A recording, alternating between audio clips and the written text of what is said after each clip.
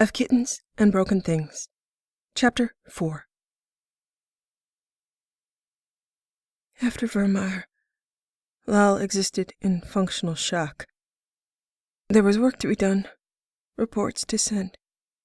She spent hours crafting a message to Ashley's family members, but much of that time was spent staring at nothing, her mind spinning in conscious and unconscious calculation and contemplation.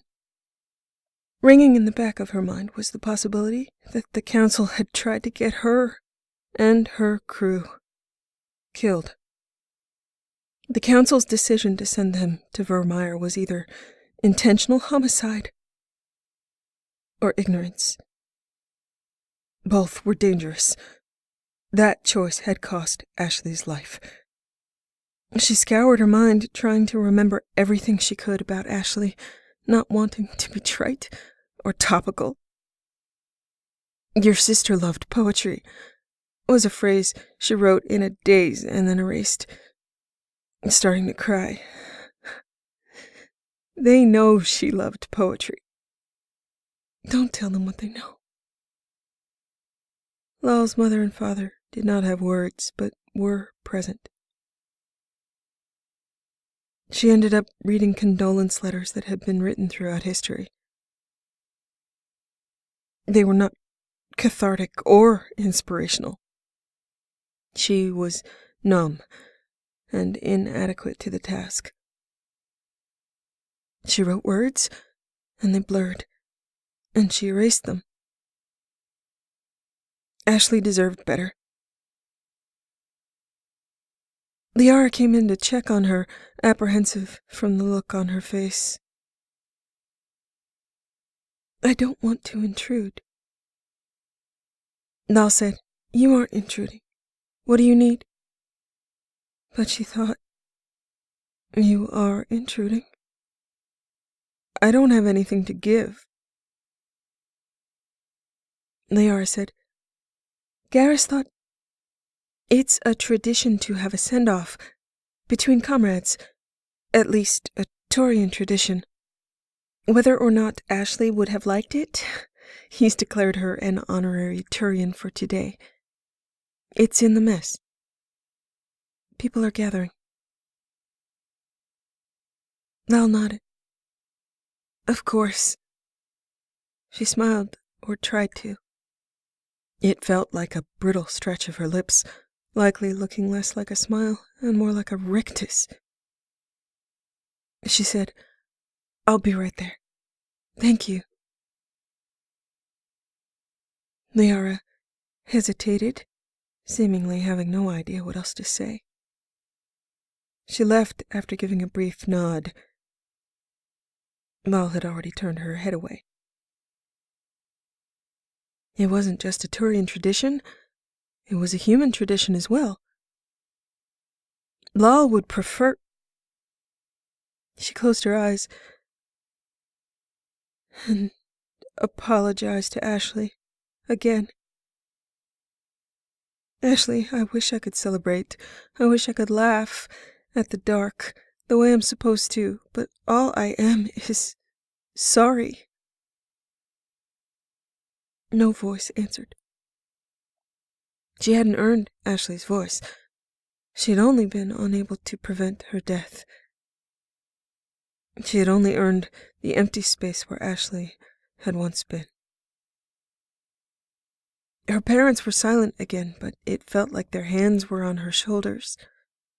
No matter how many times she'd gone through deaths of comrades, she had no greater or lesser insight, no wiser words. Only pain. She intellectually understood the defiance inherent in the proposed celebration. She'd been to many of them, but she could not produce defiance. She would pretend to, but the conviction she had as Commander Shepard to get things done on the battlefield failed her in this situation, because she knew that pain was the correct response, the most honest response. She would be seen as being in pain, She would not be disrespectful. Often, in cases like this, she wondered if everyone were pretending or if it was just her. She defied a lot of things, but in this, she was not defiant. She didn't swear, she didn't taunt. She respected her enemy. Her enemies were death and suffering. Death always won. Eventually. Suffering could only be mitigated, not stopped. Both death and suffering had been here long before she'd been born, and would be here long after she died. They were eternal. She was not. Her parents had not sworn, and she retained the habit she'd gotten from them, a surprised, "Oh," as her go-to interjection. She'd never been exposed to swearing on Mindwar except in literature or theater. She'd had to look up words she didn't know. They didn't belong to her, as foreign as the vocabulary in Shakespeare. She wouldn't have said fuck any more than she'd have said zounds. Zounds had apparently been pretty inflammatory in its day. Shakespeare had been an irreverent potty mouth. Fuck became more familiar with time once she'd determined context and usage. Zounds never did. Introduced later in her life, swearing had seemed intellectually to be desensitizing. Defiance as insulation. Yes, she was too literal, she knew, but after she'd come to that conclusion, she didn't want insulation that was composed of ultimately meaningless syllables intended to offend. More Shakespeare came to mind. Foul words is but foul wind, and foul wind is but foul breath, and foul breath is noisome.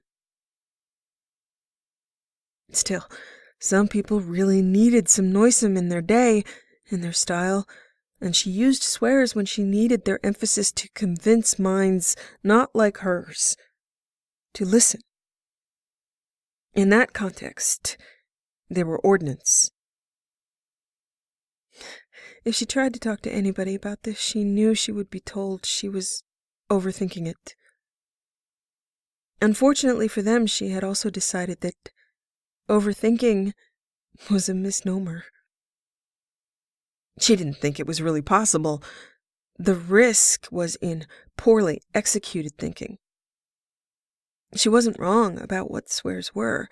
She used or didn't use them appropriately. She just didn't think anybody else cared. She cared about everything. She also didn't think that was a problem. Only poorly executed caring would be a problem. She'd adapted by swearing just enough and shutting up about how much she was thinking. She thought she was right. She thought people emotionally manipulated themselves with defiant speech, and although she didn't underestimate the power of morale, she was realistic about its application. Every race with a verbal tradition seemed to have a tradition of swearing. Even Liara swore by the goddess. It mattered. She applied it for morale purposes. It worked. Just like any other ordinance, it should be respected and understood, stored properly, and thought about very carefully, with aim and foresight, before use. Lal had humility and caution, considered them mental stances that resulted in balance, the way proper limb strength and placement would provide balance in a fight. Get too weak or too arrogant, and that stance, that balance, would be overset. She'd seen a lot of people overset. She herself had purposely overset several targets, physically and emotionally. She'd seen people die in swearing rages when staying in cover would have preserved lives. One more debate to be rehashed in an empty room. To pillow judges. Not something to be mentioned to Ashley's family or her crew. Ashley, I'm so sorry. You deserved better. She wrote what she could from her heart and sent the notifications. It wasn't defiant, because Lal honored the pain. It wasn't inspirational. It was informative and respectful, not trying to force an emotion on the reader. What mattered was Ashley's family's connection to Ashley, not what Commander Shepard thought of her. She made clear Ashley had been respected in life and would be honored in death. Ashley had died, and now her family would suffer.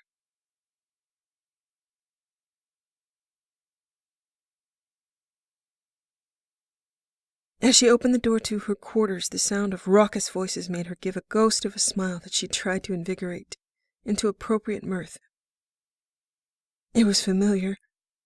It was a ritual, and one that if she were absent, it would be an insult to Ashley and to every person still alive here who put their life on the line. Imagining glasses lifted and stories told. They all deserved better than the pain she had to offer. She didn't drink alcohol, and in the past that had turned into an obnoxious pattern. People noticed if she was drinking something that was not recognizably alcoholic. To avoid a philosophical discussion regarding the effects of alcohol, she'd said she just didn't like the taste. Then she'd be told that she hadn't tried the right drink yet, and it would turn into a group game, trying to find her something she liked. She'd learned to get a glass of vodka on ice. She'd dump it out and replace it with water from the bathroom. She got her faux vodka. She sat down and listened to Rex tell stories. He'd been to how many of these celebrations and memorials? She found herself rallying the wisps of curiosity, listening to his stories, the history and symmetry of a soldier's life through centuries and across species. She embraced the weird of Ashley being honored by a Krogan, a Turian, a Quarian, and a Sari. Everyone did what they could to solidify team. The people in this room knew who their real enemies were. Ashley had known it. She'd acted on it. She'd helped save and preserve the lives of each of them. She was brave. She was poetry and opinions and a strong arm and good aim. Liara sat by Lal, and they made a small vortex of quiet in the loud, gesticulating, laughing crowd. Lal laughed, not as loudly as she could, but more loudly than she wanted to. She toasted and drank, and it was water. She was separate from the group trance that progressed from sober to drunk. She wanted to cry. Effort was required to resist, clenched jaw and scratchy eyes. The celebration wore her down. She was always edgy in crowds. It wasn't just the social strain. It wore down her intellect. There was too much input, too many facial expressions to parse, too many interactions to analyze. She couldn't shut off the analysis of all of it. A familiar sense of being a balloon with a tiny leak persisted. She wouldn't pop, she'd just deflate, slowly and inexorably. She hadn't been all that inflated to begin with, and she couldn't counter the slow bleed of energy or the disappointment in herself.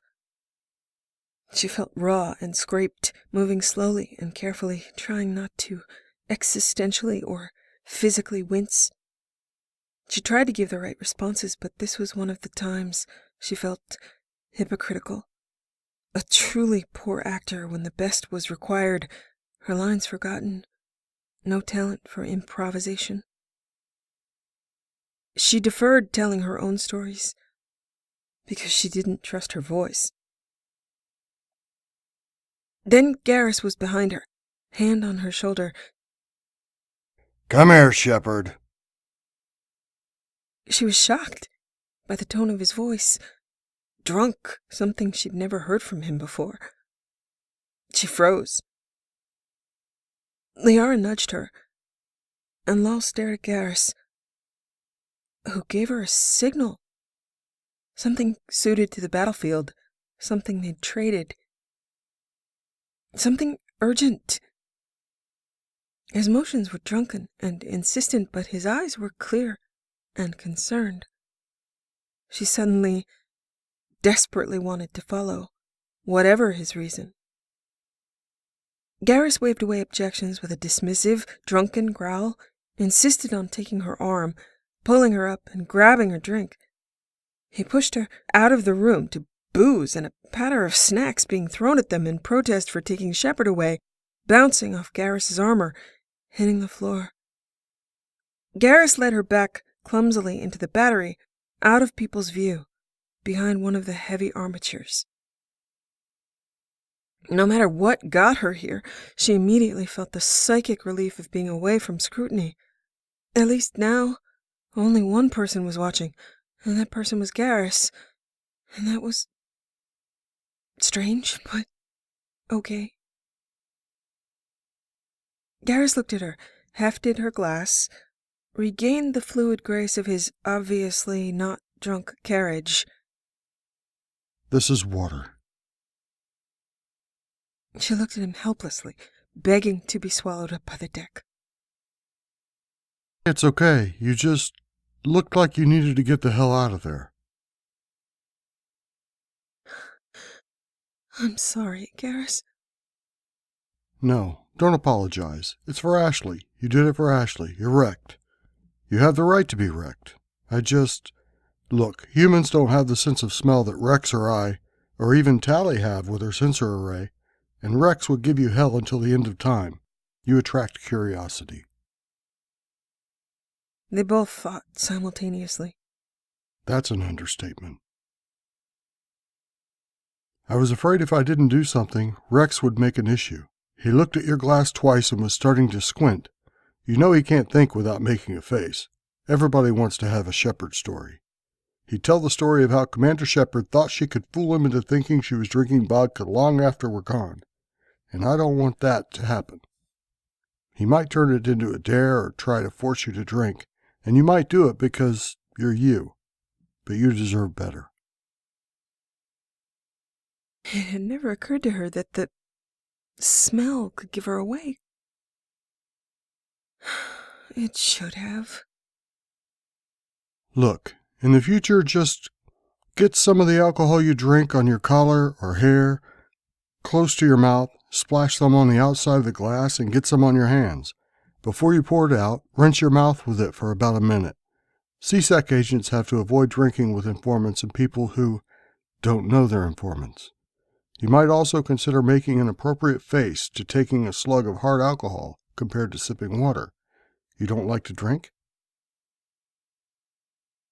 It was all bizarre and obvious that she didn't, obvious that he knew that, but she was dazed and said, "People don't seem to accept that as a valid life choice." "Yeah, well, some people, and in particular one observant, squinty, and drunken Krogan, can be assholes. Don't worry about it. He gives you trouble, I'll shoot him." Then we'll have to have another memorial where I pretend to drink. "You can sit near me. I'll protect you." It did not come out as a joke. The scratching of his sub-vocals rang in his ears in the silence following. It was inappropriate, and he really did not care. It felt right, looking at her face, hearing the wobble in her voice. He wasn't entirely sober, but he wasn't entirely drunk. He was defiant and waited, almost wanted her to push back, to transform her vulnerability into something else, but she didn't push back.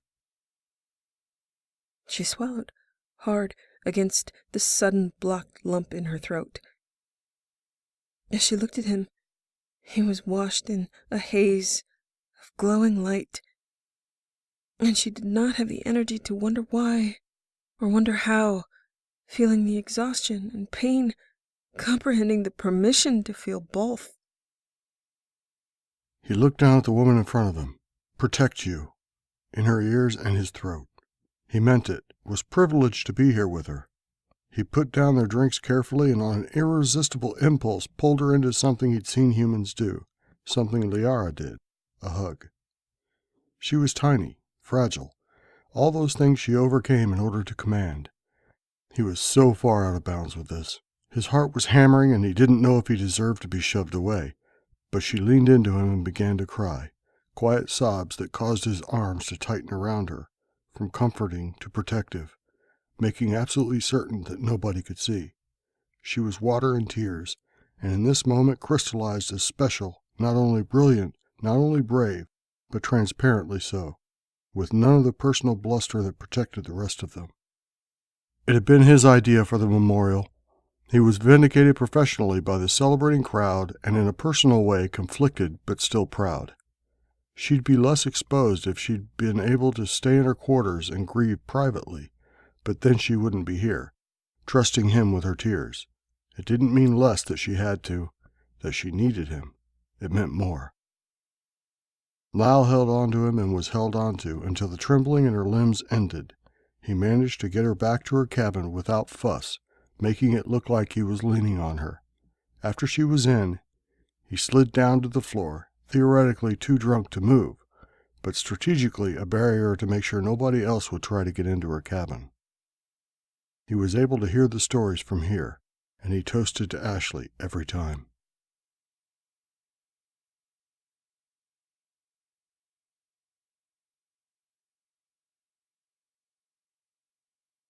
Lyle was currently in her cabin, wondering if Anderson hadn't contacted her. Would she have hijacked the Normandy on her own? Taken another craft? She was considering her temperament options.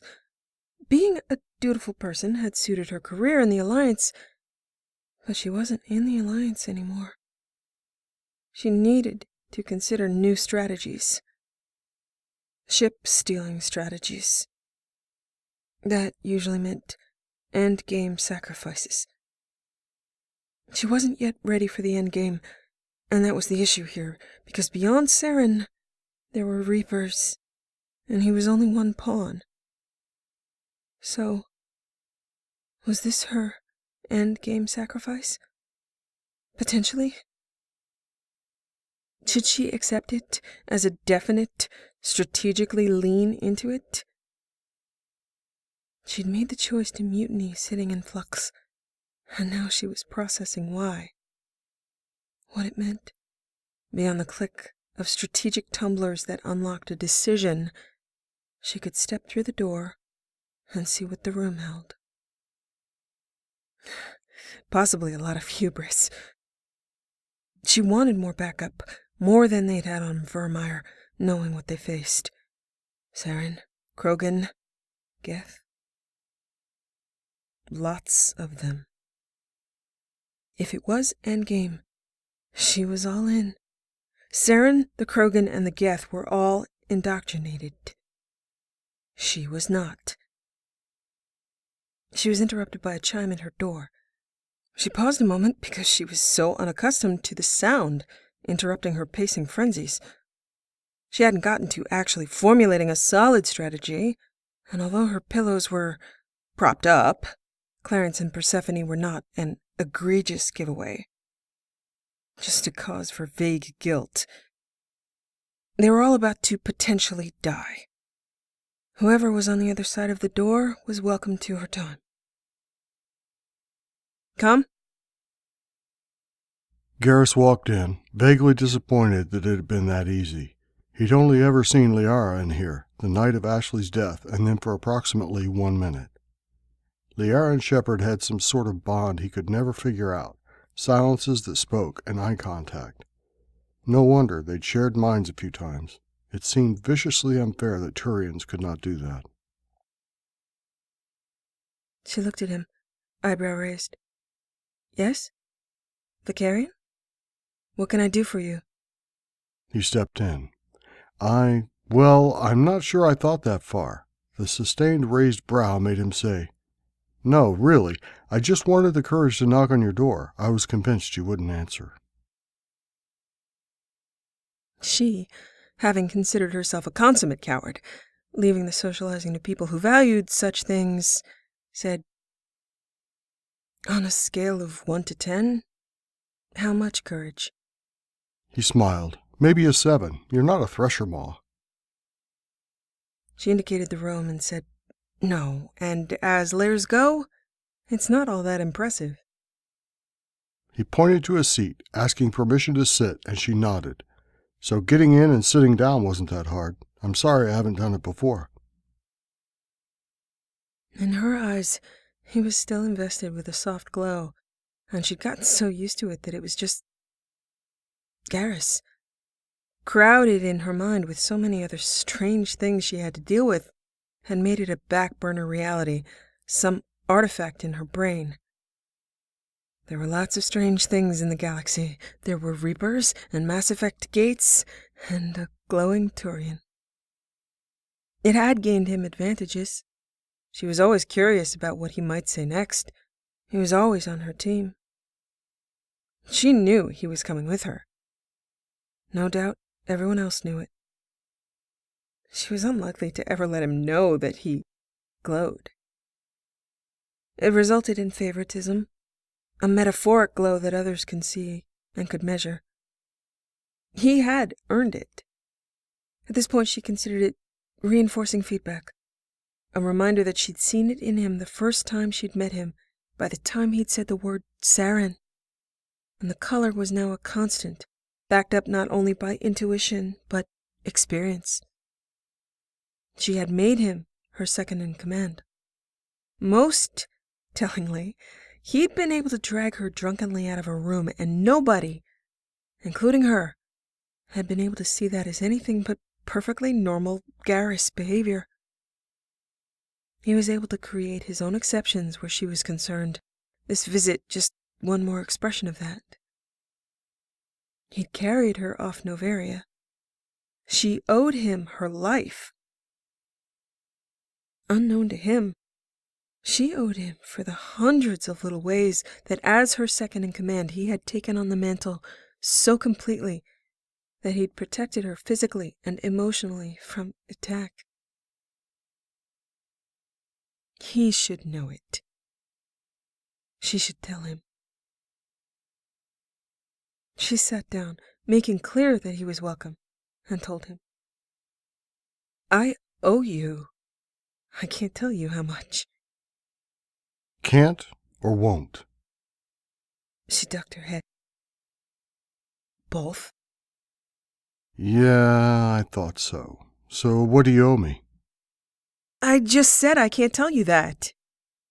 Not all of it, but some of it. I'm sure you can. Here, let me start. I owe you, Shepard. I'd love to say you only honed a few skills that already existed. Let me confess something here. Salion, I wanted to kill him myself. She flinched and looked at him to see if he was teasing, but he was serious. Blue eyes reflecting solemnity and the extent of that sentiment. You took that case, expanded on the possibilities of investigation, involved several agencies, got them to work together, brought him in, exposed a network. I see it as something I could have done if my brain had been more engaged in my ego, if I hadn't been blinded to potential avenues by wanting to make the collar personally, get the credit, vindicate myself. She didn't believe it. This side, or facet of Garrus from his own mouth seemed implausible, vengeful, like identifying a slight bitterness that enhanced a recipe and discovering that the secret ingredient was arsenic. She swallowed hard, keeping her objections and disbelief to herself. He seemed suddenly on the other side of a hard-coded divide. She fought people that had guns pointed at her. She did not murder. She did not murder in cold blood. Then she thought, "You're a hypocrite, Lal. You have likely killed more people than Garrus. He spent years in CSEC doing paperwork." She pushed it all aside, something to talk about or think about later. But there might not be a later for either of them. She was about to order him to kill again. Kill, not murder. He was looking at her, the lull in the conversation a throwback to awkwardness they'd experienced in different iterations through time. There were times when he knew her mind was whirling in all directions, but her eyes demanded discipline. He couldn't explain it. He just knew it.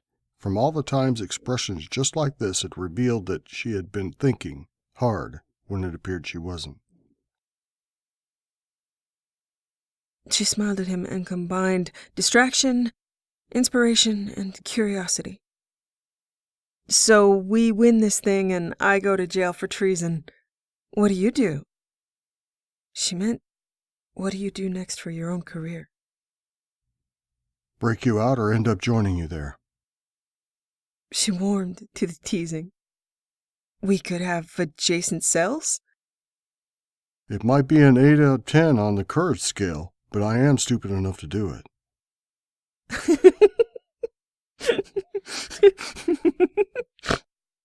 His facial expressions went from alarm to fascination to sympathetic, involuntary huffs of laughter, and then he was unable to stop laughing. He watched her laugh, listened, and was so glad he tried to get in and she allowed it. He said after they calmed down, mostly, she still started giggling in little spurts for a bit. "I brought something." He set out a bottle of alcohol for himself to her raised brow, and then he presented her ceremoniously with a bottle of water. "I think I'm going to go back to CSEC. Whatever change this mission brings about, and I think we're going to live, Commander, I'm going to go back to CSEC to fix some mistakes I made, defend some mistakes I didn't make. There are some cases I want to reopen, procedures I want to challenge, procedures I want to establish.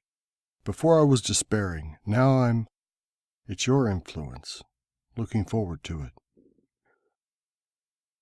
She smiled and opened her bottle of water, took a sip.